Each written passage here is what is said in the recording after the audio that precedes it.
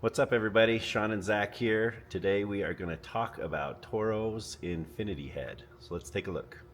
Okay, Zach, why don't you tell us a little bit about what we're looking at here? Okay, so this is the Toro Infinity Sprinkler. This is our newest, latest, and greatest model.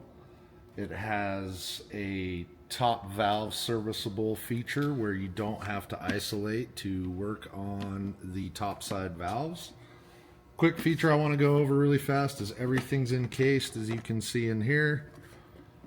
I'd like to go over the different thread types. If you see a gray insert, this means this is Acme threads. If it has a black insert, that is your standard MPT thread. If you see a red insert, please call me immediately because those are British threads and I've never seen one in person. Cool. And so when you say serviceable right here, that means you don't have to turn the water off to do what? So on a normal Flex Series head, you have to isolate your lateral line to work on any part of the head, whether it be a solenoid or a pilot valve. And that's what I mean by top valve serviceable, is you can actually enter through the lid here. It's usually 3 screws when it's in the ground. You just pop your lid off there. This will give you access to the entire head. And as you can see in here, this is actually off a 2-wire system. So here's the decoder in here. This is your pilot valve. This is what I'm going to go over mainly in this video. So what you would do is unscrew this screw that's locking in the pilot valve. Go ahead and take that guy out. And so normally at this part of the juncture, when you're on a regular head, you would have to make sure this is isolated. But because this is an Infinity Sprinkler, you can go ahead and pull this pilot valve out and it will not actuate the actual sprinkler. Oh, so the head will not come on. Correct. There is a retaining, there's a check valve in there. If you can see that white section in there, there's a built-in check valve. So you can actually pull the pilot valve out and not have water turn on your head. So no more changing solenoids with the water coming on, huh? Correct. Like I show guys, would you rather grab a screwdriver to work on your head or grab a shovel? That's nice. No more digging up. For many decades, that's how it was, right? You had to dig up the whole entire head just to access anything on there. Now, literally, you just open up the lid. All your components are right here inside the can. Okay, Zach, so guys that are running 2-wire systems, give us some of the benefits to this Infinity has. I would say your main benefit to any 2-wire system and the Infinity head is going to be your decoder placement.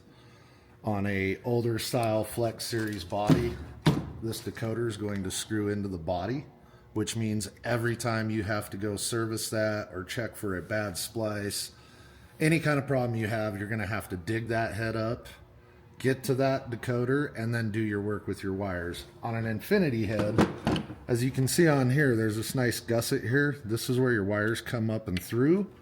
As you can see, there's a lot of room in here to actually work. So again, as I was saying, with the 2-wire system, this gives you more room to where you can just pull your wires out and do your troubleshooting without having to actually dig around your decoder, access your splice points. Everything's in here. You can pull the wires out, take your Scotch cast packs off, check your splices, resplice while it's in the head. You don't have to worry about putting dirt back around, compacting the head. Everything's accessible, and I would think you guys would all agree the less you have to dig up a head and score the turf up is always better. Okay guys, this is your Infinity pilot valve. As you can see, this is much shorter now because it is going into the check valve at the bottom of the head. No more tubing, don't have to worry about that. This is your standard selector switch. This is for your pressure setting at your head. There's 4 standard pressures from Toro. It's 100, 80, 65, and 50 pounds. I'd say most guys run it at either 65 or 80. And again, with the pilot valve, now that we have this out and we don't have anything isolated, we can also go ahead and take this solenoid off with the lateral line still under pressure, and we will not have any water come out of this head. Nice. So no more black tube that gets hit by a shovel. No more black tube. Again, having to find a pair of vice grips to pinch the hose while you're trying to work on that, or putting in a hose adapter with a hose swivel. You don't ever run into that problem when you're running an infinity head. Awesome. All right, Zach, I want you to tell everybody what that tool is in your hand, that red tool. Okay, this is basically a riser holding tool. This is going to save you guys a lot of pain and effort when you're trying to change out your nozzles or doing anything on a bench. If you need to adjust this head, what I like to do is you put it in there. That'll hold your riser spring down and out of the way. Now you can access your nozzles very easily without having to fight this spring pressure. Okay guys, I also want to go over another use for this little tool. I'm aware that I think a lot of you guys used to be like myself. You would take the screw out, remove the cap off your conversion. I just wanted to show that this tool can also help you in placing the conversion back into the infinity body by leaving that on there. You can essentially set that in, and what that tool is going to do is it's going to hold the riser assembly below your snap ring notch. This will allow you to come in and place your snap ring in without having to work against the spring of the riser. Kind of a nice feature most guys don't know about. Okay guys, I'm going to go over how to replace a bottom valve now on the infinity head. At this point in time, you will need to have the lateral line isolated. If you go to pull this valve with pressure on the line, I would say you're not going to get it out, and if you do, you will take a shower and you will be running to try to find the isolation valve.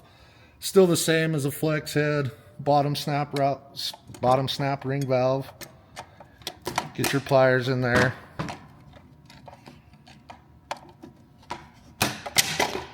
Pull up on that. You can use your pliers to dig the valve out. And again, standard rock screen in there. Those are changeable. If you ever need to, we sell those separately. One thing I do want to go over is now that we have the bottom valve out, the infinity style head uses a different insertion tool. Okay guys, this is your infinity head for your bottom valve insertion tool. They're now a plastic style tool. Nothing's really changed as far as the procedure. There is a tab here that'll slide up and down. That controls your locking rings. Again, just like your standard flex head, everything's going to be upside down when you work on it.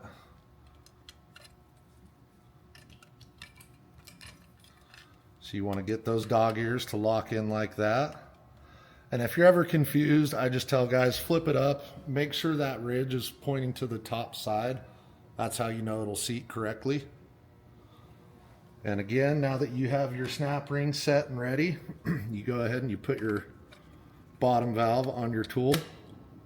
And the only really thing you guys need to look out for is when you're doing this, there is a stem in there for the pilot valve. You're going to want to line up this stem inside of your can with this hole on your bottom valve. So you line it up,